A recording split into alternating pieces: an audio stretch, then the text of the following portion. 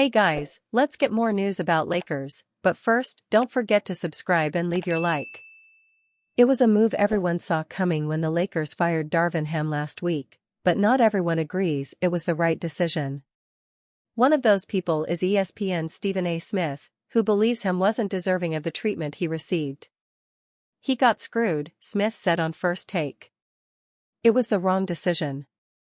In 2 seasons, he went to the Western Conference Finals, he went to the playoffs twice, they were better this year than they were last year, they just ran into the reigning NBA champions, and last year they ran into the best team in basketball and ended up being the champions.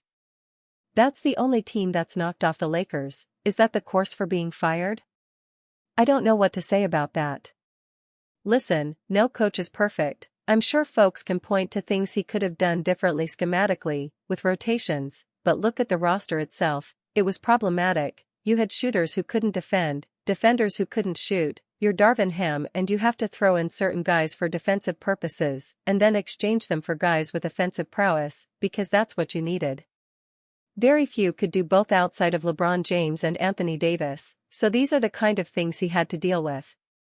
Anyone coaching one of the NBA's GOATs and LeBron is going to have it tough, but a 90-74 record across 2 seasons wasn't terrible.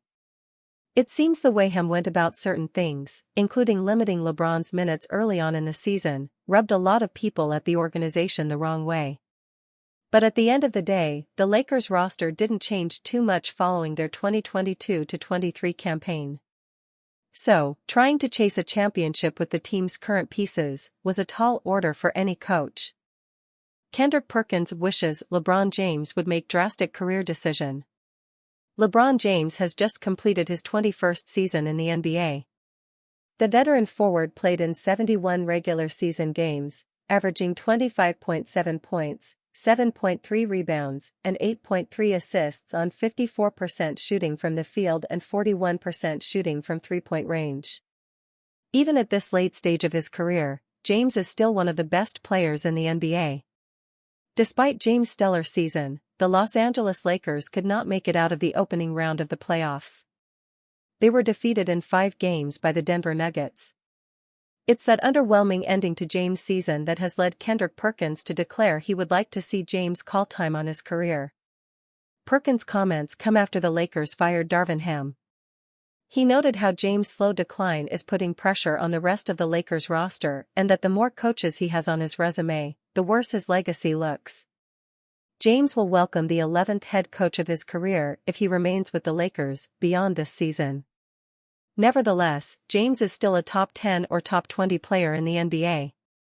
He can still operate at elite heights. He can still impact games at his current level.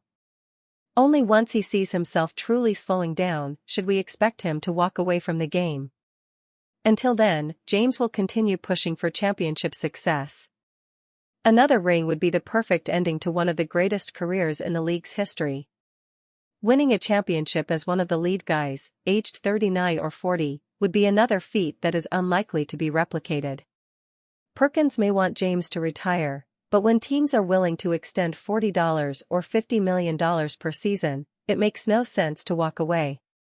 Not yet. Not while he's at this level. Still, James must be careful how his personal coaching carousel impacts his legacy once he steps away from the game. Analyst believes one Lakers veteran will be traded. They've already fired Darvin Ham, and they're about to have their 4th coach of the LeBron James era.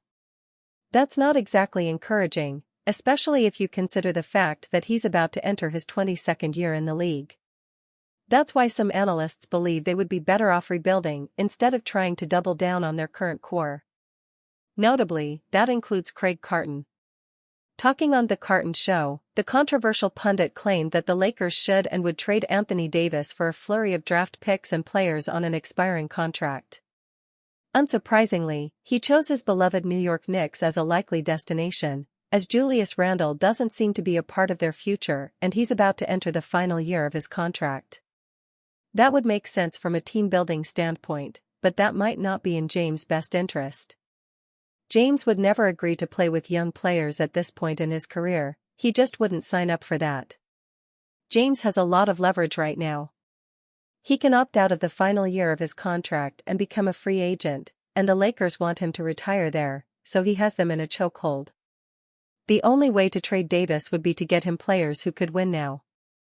And you, fan, what do you think of Anthony Davies' kid's exit? Leave your opinion in the comments.